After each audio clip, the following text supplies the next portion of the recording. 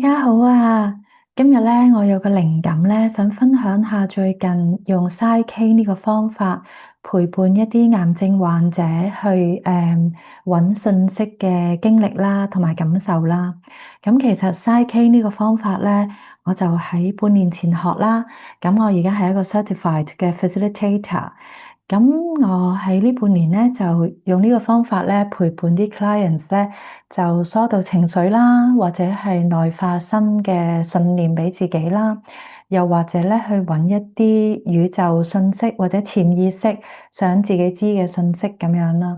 咁我都陪伴過好幾位有 cancer 嘅患者，就去揾佢哋覺得要收嘅宇宙信息啊、靈性信息啊咁樣。咁最近咧，呢一位朋友，我叫佢做 S 啦，佢咧就癌症咧就擴散咗，佢就覺得好擔心啦，有恐懼啦，咁亦都有好多情緒啦。咁我哋一開始見面嘅時候，其實佢係因為一件事觸發佢咧有好激動嘅情緒，咁佢就需要疏導啦。喺個過程裏邊咧，佢就係喺自己嘅空間啦，眯埋眼啦，另外都要做一啲步驟啦。咁佢就有喊啦，咁然後完咗之後咧，佢平靜咗啦。咁我就即係同佢傾，佢就好想知道咧呢個惡化係咪有新嘅信息，佢應該要知，但係未知咧，係咪有啲嘢喺潛意識層面或者喺高我嘅層面，佢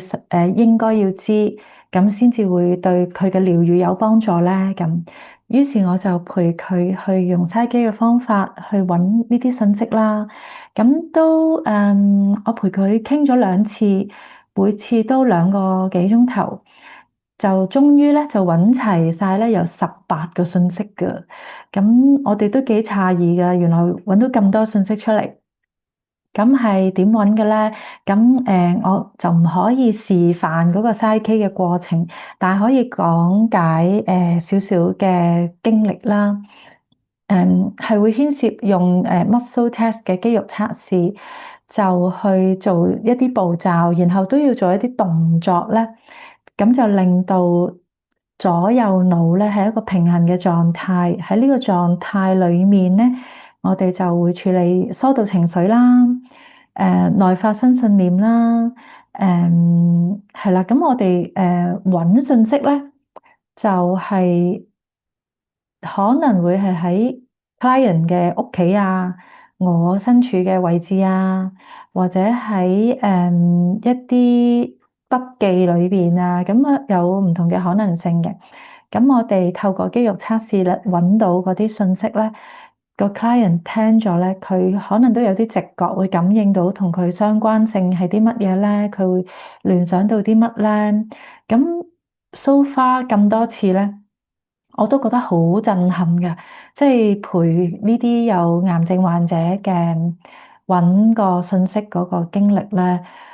往往佢哋講緊一啲可能未跨越到嘅嘢啦，自己都有覺察要轉變，但係可能頭腦上知，情緒上未係好易做到啦，或者係有個自動嘅機制就已經跳咗出嚟，重複以前嘅一啲負面嘅模式。未能夠擁抱用新嘅思維啊、新嘅習慣啊、新嘅心態啊，去行佢哋嘅每一步。咁所以咧，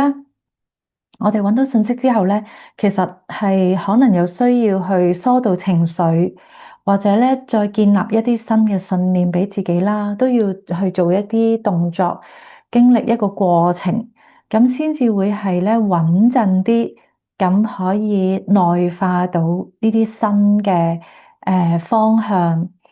俾個喺個潛意識裏邊做，咁於是之後咧就唔需要話係每一日好透支精神咁去提醒自己，要用新嘅諗法啊，用新嘅情緒感受去面對啊咁。因為如果喺呢個養病嘅期間咧，再用好多頭腦或者要透支好多精神去提自己，重複、重複、重複咧，咁同埋有好多嘢要轉變啦。呢個期間可能生活習慣啊、飲食啊、運動啊，同人嘅關係啊，自己內在嘅情緒啊，即係好多好多嘢都可能喺度轉變緊嘅時候咧，會好疲累啊。咁所以咧，透過 Psyche 呢個方法咧，係喺個潛意識層面咧，就去轉化，等我哋可以係自動啲、自然啲、輕鬆啲咁樣做到一個新嘅方向，建立到一個新嘅習慣咧，咁係會好有幫助咯。咁所以我都好鍾意用呢個方式咧去陪伴即係需要治病嘅人咯。咁我可以分享少少 S 最近嘅體驗啦。咁佢都准許我去做呢個分享嘅。咁喺揾嗰18個信息嘅過程咧，好多嘢我都覺得好震撼嘅。即係佢講緊一啲困難，佢知道自己好難轉化嘅嘢。咁咧好多時咧，好針對性講緊某啲嘢咧，我哋就收到個信息咧，就係相關嘅喎。咁可能會觸發佢有啲情緒啊，可能佢好傷心啊，自己仲未做到啊，或者未做得夠好啊，或者覺得好艱巨啊，好難啊。誒，咁有啲情緒需要疏導啦，覺得傷心啦，可能有恐懼、有憤怒啊、唔甘心啊、內疚啊，好多情緒。咁我哋收到信息嘅時候，觸發到呢啲情緒咧，就會去專注疏導。疏導咗之後咧，或者有需要咧去內化一個新信念咧，我哋都會做。咁然後咧就係完完整整咁咧，即係收到緊呢個信息咧，就係有最大嘅幫助啦。咁我哋就會再睇下啊，仲有冇下一個信息要收咧？咁所以咧，喺每一次2個幾鐘裏邊咧，其實真係疏導咗好多好多嘢，真係喊又喊咗好多次，咁都會有笑喎。有啲時候會覺得啊，咁又會咁嘅，即係我會諗到啲咁嘅嘢咧，好傻喎！即係當個人輕鬆嘅時候咧，有啲嘢又會可以笑得到喎。咁到真係最後做完個 session 咧，我都見到 client 嗰個能量咧係好唔同咯。係本來係一個好低落啊，好情緒泛濫，有困住嘅狀態咧，就變成係打開咗啦，輕鬆咗啦，有盼望啦嘅一個咁嘅狀態。咁我係好感恩啊，即係我覺得可以幫到佢哋揾到呢種狀態嚟養病咧，係好重要、好關鍵咧，可以有好大幫助嘅。咁我而家可以講少少，分享幾個咧，佢揾到嘅信息啊，可能對大家都好有作用嘅。咁例如咧，有一個信息咧，好有趣嘅喎。咁我哋測試嘅時候就發現咧，原來喺佢嘅台面上面嘅水樽上面喎。咁我最初聽落都覺得啊，水樽可以有咩信息咧？咁都好好奇啦。咁不過都唔係淨係單止文字嘅嘢嘅，即係有時啲信息咧可以係非文字嘅，可能嗰個人感受到直覺想做一個動作啊，或者諗起一啲畫像啊，或者一啲風景啊、記憶啊、顏色啊、氣味啊，即係佢係咩都得嘅，佢唔一定要係文字，但係可能直覺就會感受到啊係啲乜嘢，可能見到樽水，可能佢即刻聯想到啲乜嘢，咁可能就係嗰樣嘢提醒佢一啲嘢，咁佢再講下講下，佢都會知道咧個信息係乜嘅。咁不過呢一次咧。咁喺個水樽度咧，就揾到係背面嗰個招紙上面嘅第一段嘅文字喎。咁佢係咩咧？咁嗰段文字大約嘅意思就係話啊，喺一個好遙遠嘅太平洋嘅島嗰度，離開陸地1600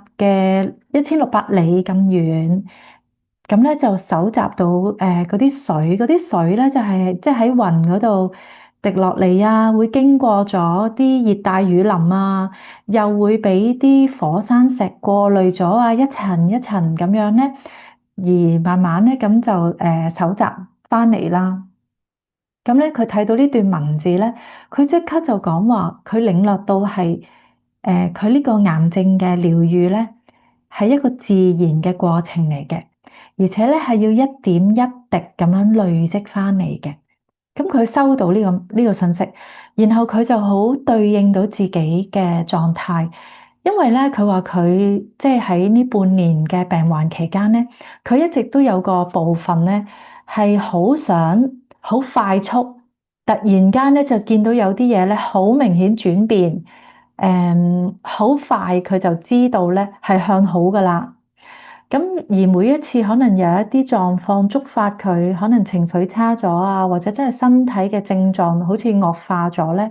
咁佢係會好困擾嘅，佢情緒好泛濫，佢覺得好似冇希望啊，唔知點樣再幫自己啊，好無力、好無助啊，咁佢會跌咗入呢啲狀態咧，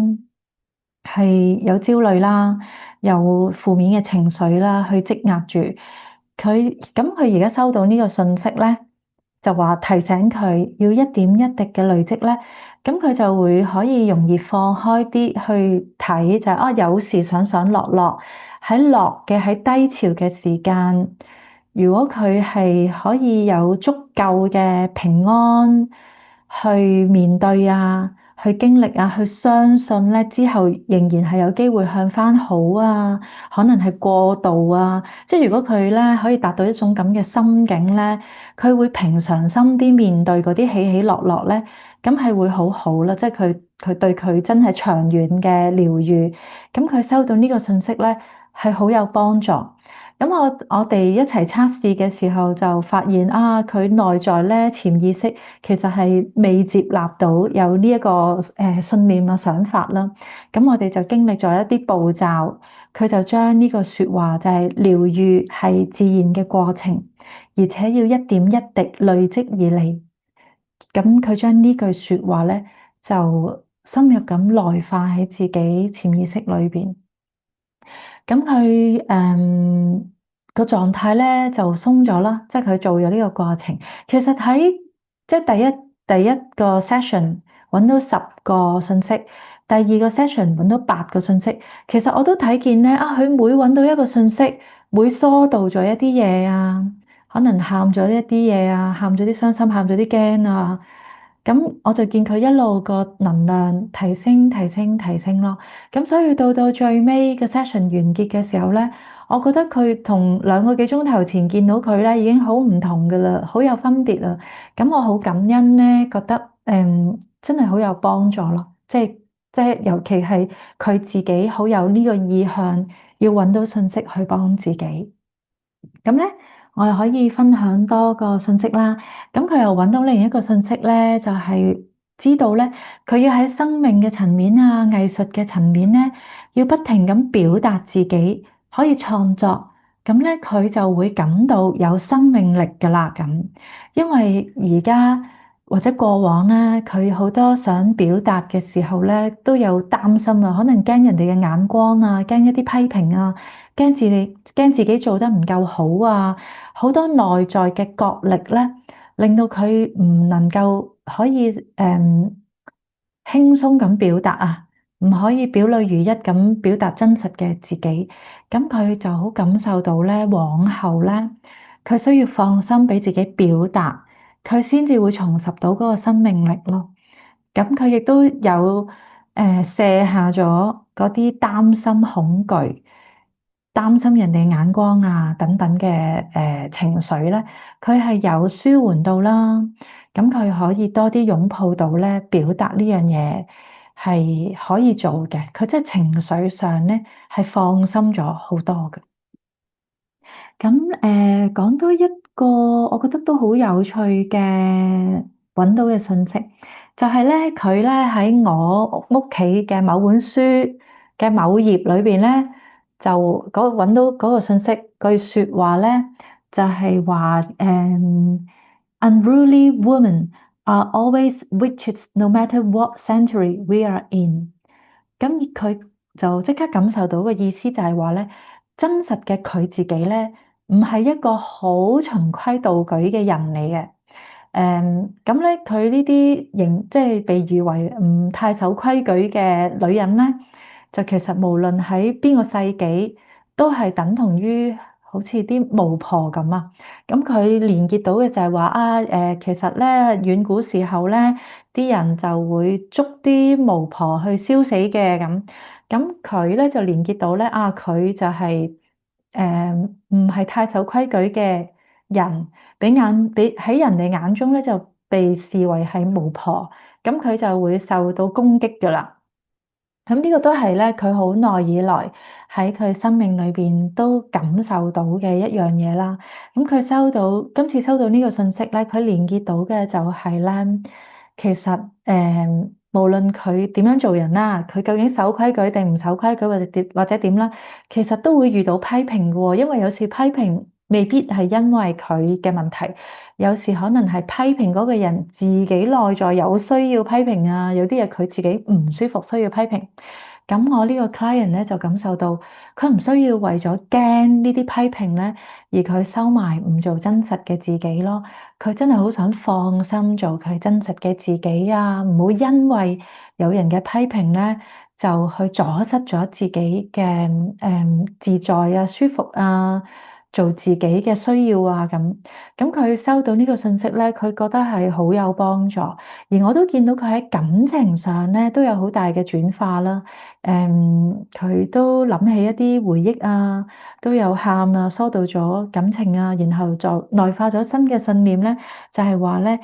我可以俾人見到我做自己，即係呢樣嘢係冇問題嘅咁。咁佢做咗呢啲新嘅信念俾自己。咁仲有其他嗰啲咧，我就唔分享咁多啦。咁今條片咧就簡短啲去講下呢一啲故事經歷啦、感受啦。咁都希望幫到咧病患嘅人。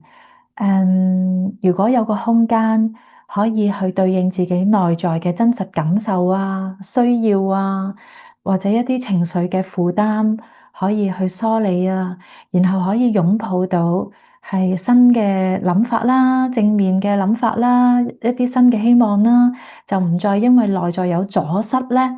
而冇辦法好自然咁樣開展新嘅方向。咁亦都可以透過呢啲過程咧，令到自己可以輕鬆啲咁樣去養病，因為咧，我哋真係要喺一個相對輕鬆、平安嘅休息到嘅狀態咧，我哋嘅細胞咧先至會好好地咁修復嘅。如果我哋係有焦慮咧、有繃緊、有壓力嘅狀態咧，咁細胞咧就以為咧，我哋而家係受威脅啊，我哋要預備啊、逃走啊、要戒備啊。咁咧啲細胞就咧冇空間咧去做佢哋嘅療愈啊，咁所以咧喺生理層面咧係好有影響嘅，所以我哋要喺養病嘅時候揾到一個平安嘅心境咧，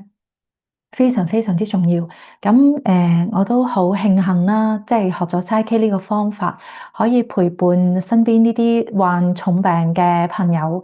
去重拾平安輕鬆嘅心境咧，去養病嘅。咁我衷心祝福睇片段嘅各位啦，祝福無論你哋係照顧者還是係病患者，我都祝福你哋越嚟越多嘅內在平安，去過渡呢個療愈嘅歷程。好，多謝你哋。